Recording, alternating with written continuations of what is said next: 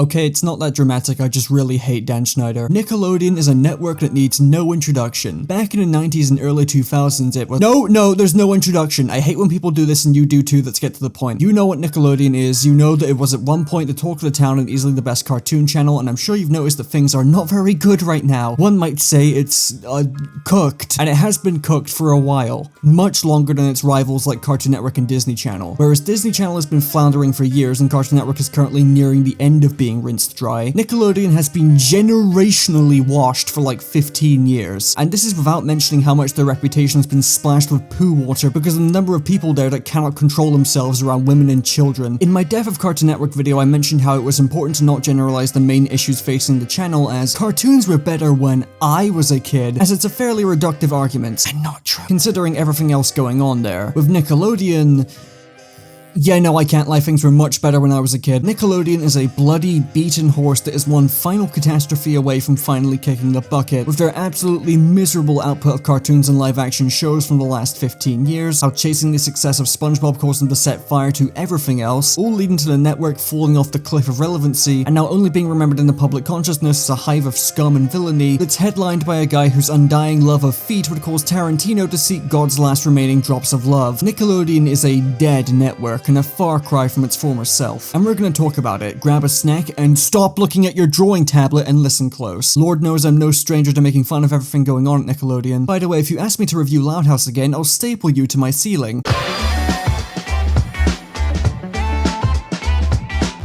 When you think of Nickelodeon, what's the first show that comes to mind?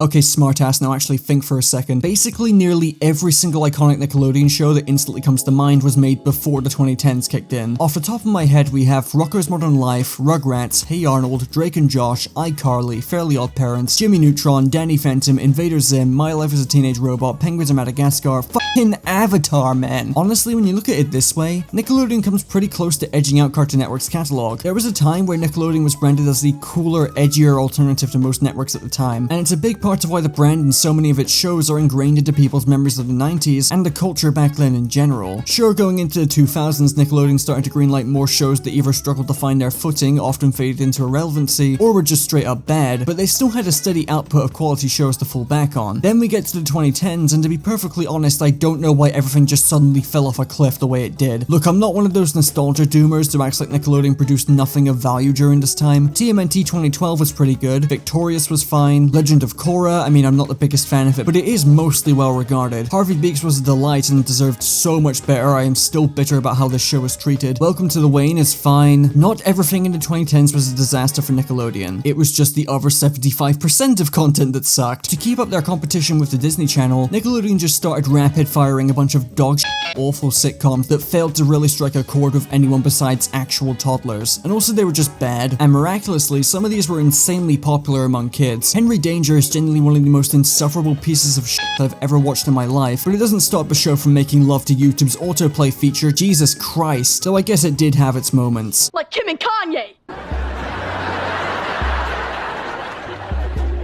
Hi, Charlotte. Other than that, you've got the Nightmare Blunt rotation of Game Shakers, The Thundermans, Sam and Cat, and then a bunch of actual fictional shows. I refuse to believe these existed at some point because this is my first time reading about some of them. What the fuck is a Haunted Hathaway? Remember when Fred got a TV show? You remember Fred?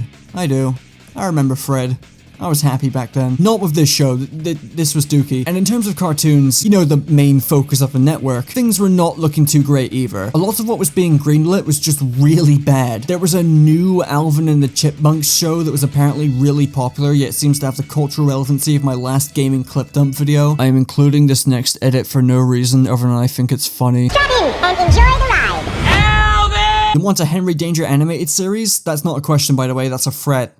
And it's real. Holy crap, it's real! We got to see Butch Hartman demonstrate twice in a row why he is the most washed showrunner in the business. If I was Butch Hartman and my cartoons fanbase was only being kept alive by some freak with a slapstick fetish, I'd probably kill myself. I saw some people a while back try to kickstart a revisionist history campaign for breadwinners, like how everyone suddenly decided a few years ago that Fanboy and Chum Chum was secretly some avant-garde masterpiece. I'm all for reevaluating things long after they've finished airing, but you guys know it's okay to like shit, right? Like, I'll only judge you silently. Loud House's first season is good, completely up to you how you feel about the rest of the show. I don't feel like getting death threats from Pedo Incorporated today. Kung Fu Panda Legends of Awesomeness. Hey, I just talked about this show. It's fine, so long as you don't look at it for too long. I have yet to watch beyond the first episode of Pig Goat Banana Cricket because I'm afraid I might actually die. Anyway, Rabbids. Robots and Monsters, the most boring fever dream nothing show ever. Sanjay and Craig was like every negative stereotype about Nickelodeon shows cranked up to 11. How did they get Snoop Dogg on this show, man? How does that happen? I'm so mad. Papa got a brand new bag. And of course, for their popular long-running shows, things were not too hot either. I'm not about to be the 10 millionth person to explain SpongeBob's decline in quality, though it did get better after the second movie. And Fairly Odd Parents was likely running on the fumes of Butch Hartman's toilet. There was just a lack of good programming on Nickelodeon throughout the 2010s, especially when you factor in how SpongeBob would take up like 60% of the schedule, and that's being incredibly generous. Things were looking up for a bit in 2016 when Loud House premiered because everyone was caught off guard by a Nickelodeon show releasing and not being unwatchable garbage, even overtaking SpongeBob in ratings at one point, but eventually it would just become the network's second SpongeBob, occupying the majority of the schedule and drowning out nearly everything else in a sea of orange and yellow. I maintain the stance that the 2010s was the absolute worst era for Nickelodeon by far. Not only did they completely lose sight of their identity during their pissing contest with Disney, but the majority of their cartoons were either forgettable or outright bad, and this was coupled with them losing that playful, edgier branding they were known for and becoming just another sanitized children's network.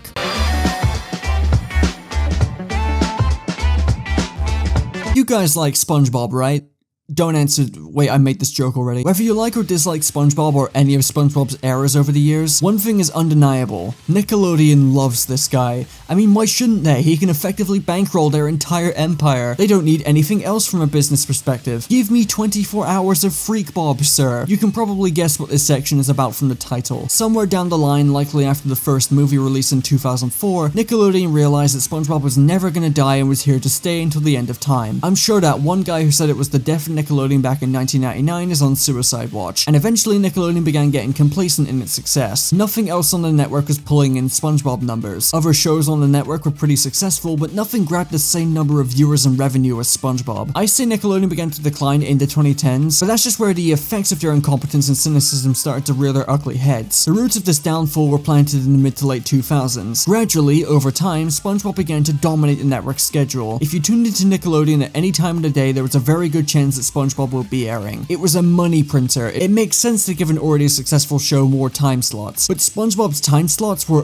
overkill, only being outdone by Cartoon Network's obsession with Teen Titans Go in the late 2010s. You couldn't go anywhere without seeing the yellow bastard, and eventually that got tiring for SpongeBob fans when the show started to go through painful seasonal rot that's been documented for the past 20 years. And this complacency, this over-reliance on SpongeBob started to really get to the heads of the executives, as more time slots weren't enough to satiate their greed. They had to make sure everyone else making shows for them was having a terrible f***ing day. It became common in the years that followed for many shows on Nickelodeon to struggle. In Nickelodeon's eyes, if you weren't pulling numbers similar to or on par with SpongeBob, it was lights out. You're done. Many shows began getting abruptly cancelled, even if they were pulling in numbers that any network at the time would have been happy with. And when it came to greenlighting new shows, Nick started focusing on trying to create the next SpongeBob rather than greenlighting newer or experimental shows, or just anything that wasn't super wacky and hyperactive. What the fuck is Pinky Malinky? Hate to bring this up because you've likely heard it many times before, but famously Nickelodeon rejected Adventure Time when it was being pitched, and before it was picked up by Cartoon Network. Now, personally, I think if Adventure Time did get picked up by Nick, then we would be living in a much darker timeline. They would not have let a show like Adventure Time do half the things it was able to accomplish on Cartoon Network when it began to tell more sophisticated and mature stories. The age of Avatar was over. You're never getting another show like Avatar from Nickelodeon, unless you're Avatar apparently, but given the first season of Adventure Time was mostly silly, goofy adventures that would have fit in quite nicely with Nickelodeon's catalog, they could have at least had that. And regardless, I'm sure they were kicking themselves seeing how massive Adventure Time was for Cartoon Network. No matter how you look at it, this was a generational fumble on Nick's part. Maybe I'm looking into that too deep though. I mean, if you look at it another way, I'm sure Nickelodeon was happy with whatever Breadwinners was. Buckle up, duckies, cause we got a rocket band! And this whole strategy of trying to make the next SpongeBob regardless of quality was only being handicapped by how dipshit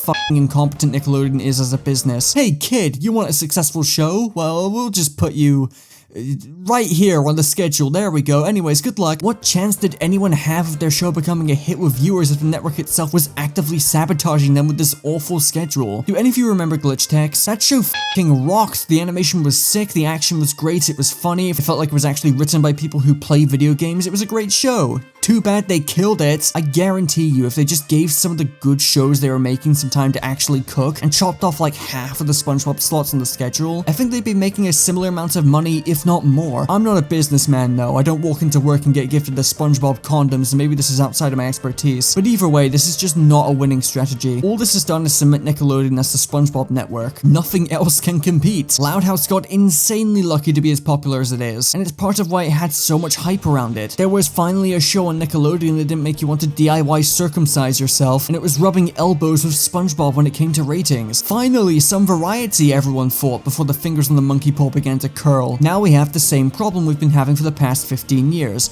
But now there's some orange here too. This is, for lack of a better word, cringe. Nickelodeon has spent 20 years posting cringe.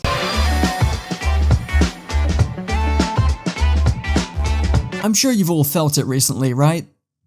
The other thing, the sense that Nickelodeon has essentially vanished from the public consciousness, unless you're talking about how many perverts they've sheltered, but we'll talk about that in a sec. I mean, the network's just nothing. It's irrelevant. Comparing Nickelodeon in the 90s and early 2000s to now is actually kind of haunting. You know the whole rebrand I mentioned earlier? How Nickelodeon had all this cool edge that appealed to kids and helped us stand out compared to their competition? How the network just had a more fun vibe and it got what kids were actually looking for in entertainment? And how this brand of theirs was so strong it made them a household name throughout the 90s? And how if you ask anyone who grew up in the 90s about Nickelodeon, this branding of theirs is the first thing that comes to mind, and is how most adults still perceive the network? Yeah.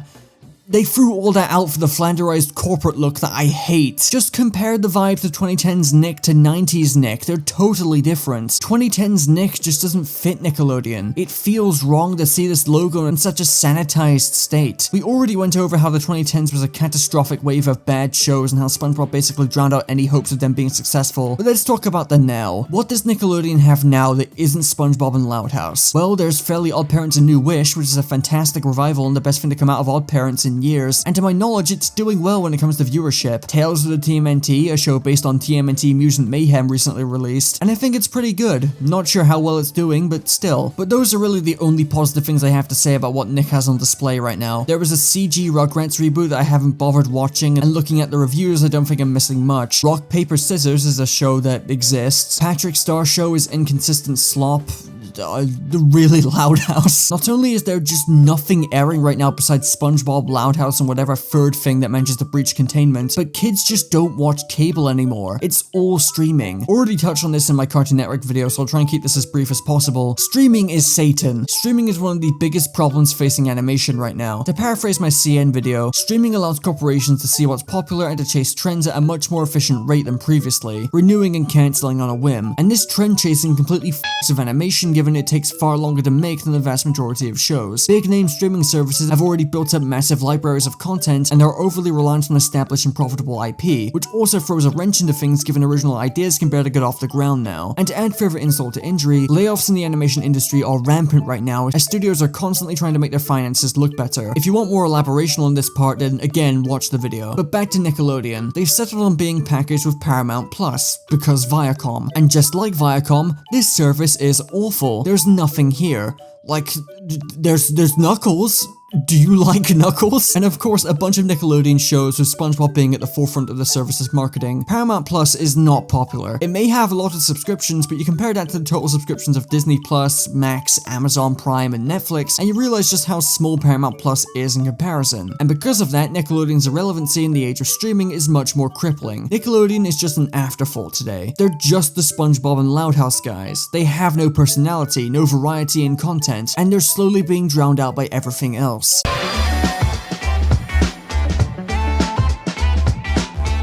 Quiet on Set is a documentary that was released earlier this year that goes into detail about the dark side of Nickelodeon, going over the awful behind the scenes stuff and specifically focusing on Dan Schneider's antics. The impact of this documentary cannot be understated. It was the first time the wider public were educated on the nasty and toxic working conditions that children had to go through while working on Nickelodeon shows, and also the first time that the majority of the public had even heard of Dan Schneider beyond recognizing his name. There was also Drake Bell coming forward about his assault at the hands of Brian Peck when he was 15, a particularly shocking revelation as the unnamed victim of Brian's assault had never come forward until now. Needless to say, Nickelodeon is not viewed very favorably by most people right now. This section isn't just about Quiet on Set, it's also about Nickelodeon's history of the stuff in general. Nickelodeon has developed a reputation for being weird, not just due to the actions of many people working at their company, but they've also garnered this reputation due to the content within their shows. Everyone knows about Dan Schneider's unholy obsession with children's feet, but it's not like shows outside of his influence are unaffected by a bunch of weird shit happening in them, so this alone didn't exactly make Nick look good. But the more details that came out about Dan, eventually culminating in the Quiet on Set documentary, just kept adding on to the growing pile of weird shit under Nickelodeon's belt. Content within their shows aside, you have all the stuff involving John Kay and Chris Savino to take note of as well. Now, I don't have much else to add to this, so sorry if you've heard this before. Nickelodeon is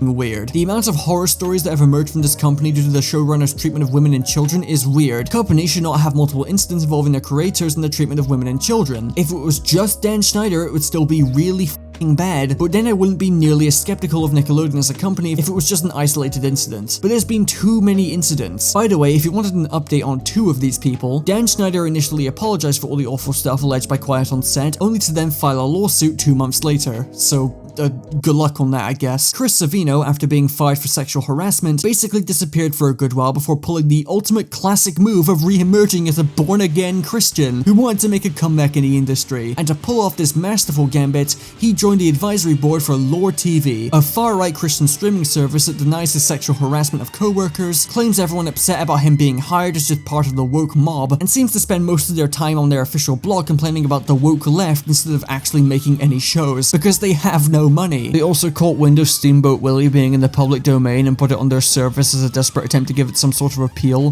while charging you for it. I'm assuming no one else would hire Chris for perfectly understandable reasons, so he had to settle for the same company that sells shirts with the tagline, "Sorry Hollywood, now we're going to cancel you." It's just incredible. Alright, back on topic. Nickelodeon is in the dirt, and they've been in the dirt for a good while now, and there doesn't seem to be any sign of them getting out of said dirt either. I will not be shocked or surprised if more stories of workplace harassment or child exploitation come from this company. I don't want to step into the realm of slander, but I do genuinely think some sort of investigation should happen in the future if this continues to happen. Outside of the ugly and yucky stuff though, Nickelodeon is cooked. I do not have faith that they'll get better. I had faith once, almost 10 years ago when Loud House came out, but they've made their position abundantly clear. They'll continue to make new shows every year and maybe 1 or 2 of them will catch my eye. But for the foreseeable future, they're going to be known as the SpongeBob and Loud House guys, and their reputation will keep plummeting through the floor. Guarantee you in 10 years time, not a single kid on the block will know what Nickelodeon is or what they once were. And honestly, that's really sad. Anyway, that's the end of the video. Play Sonic X Shadow Generation, baby! I did this bit last time, I just wanted to flex my time on Space Colony Arc. Okay, goodbye.